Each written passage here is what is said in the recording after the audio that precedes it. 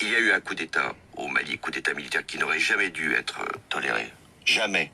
Et on a bien vu l'influence russe. Parce que ce qui se passe là... François Hollande, pour qui se prend-il? Pour juger de l'histoire du Mali. Pour dire ce qui est tolérable ou intolérable au Mali. Pour qui se prend-il? Dans sa tête, la France est propriétaire du Mali. Il se comporte comme un propriétaire du Mali. C'est un héritier du néocolonialisme, du colonialisme français qui parle. Il a oublié que le Mali n'est pas la France. Il parle comme s'il s'agit de sa propriété, sa chose. Comme si en tant que président français, il avait à arbitrer et à apprécier les événements politiques et à donner les bons et les mauvais points et à dire qui doit gouverner le Mali. Pourtant, François Hollande a été président de la République française de 2007 à 2012. Cette République fonctionne sur une constitution de 1958. Et cette constitution de 1958 a été proclamée par le général Charles de Gaulle. Or, M. Charles de Gaulle, qui est le fondateur de la 5e République française, a pris le pouvoir ici en France par une rébellion et un coup d'État contre le régime du maréchal Pétain à partir de 1940.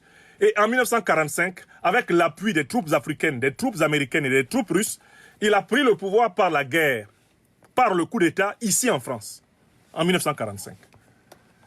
Hollande a été président de la 5e République qui a été fondée par un putschiste, un rebelle.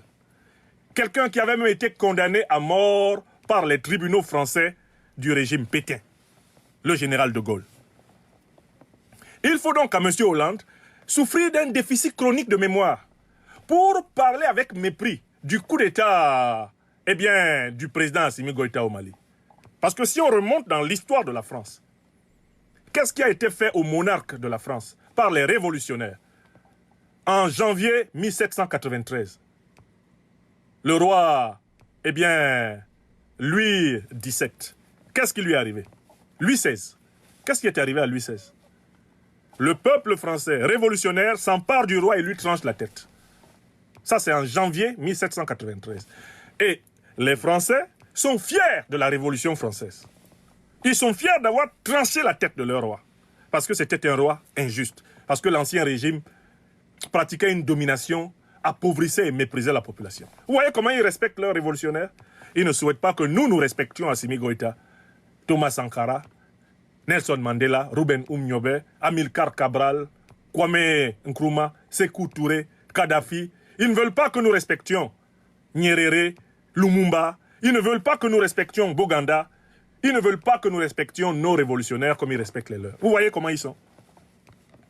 Toujours dans le deux poids, deux mesures. Et ils